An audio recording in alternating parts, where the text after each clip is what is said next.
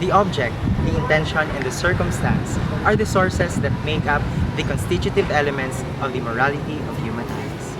The object chosen is a good toward which the will deliberately directs itself.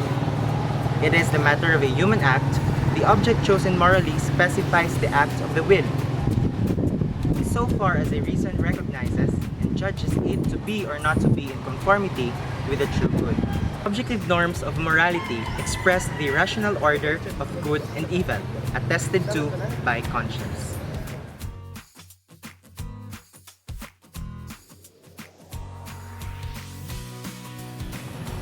In contrast to the object, the intention resides in the acting subject, because it lies the voluntary source of an action and determines by its end.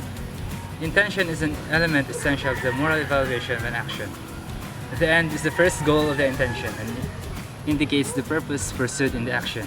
The intention is the movement of the will toward the end. It is concerned with the goal of the activity, and it aims at the good anticipated from the action undertaken.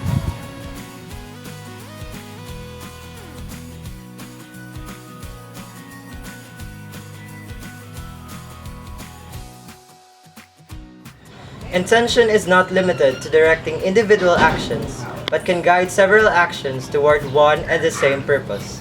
It can orient one's whole life toward its ultimate end. For example, a service done with the end of helping one's neighbor can at the same time be inspired by the love of God as the ultimate end of all our actions. One and the same action can also be inspired by several intentions, such as performing a service in order to obtain a favor or to boast about it.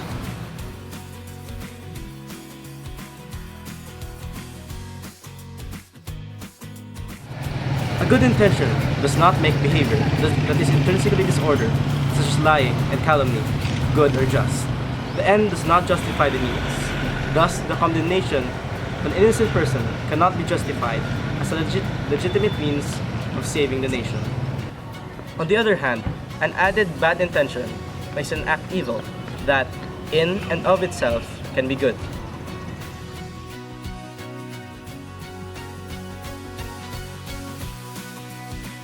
The circumstances, including the consequences, are secondary elements of a moral act. They contribute to increasing or diminishing the moral goodness or evil of human acts. They can also diminish or increase the agent's responsibility. Circumstances of themselves cannot change the moral quality of acts themselves. They can make neither good nor right an action that is in itself evil. So guys, it is very important to know the sources of morality. What are they? The morality of human acts depends on The object chosen, The end of the view or the intention. And the circumstances of the action. An evil end corrupts the action, even if the object is good in itself, such as praying and fasting, in order to be seen by men. the object of the choice can by itself vitiate an act in its entirety. There are some concrete acts, such as fornication, that is always wrong to choose, because choosing them entails a disorder of the will, that is, a moral evil.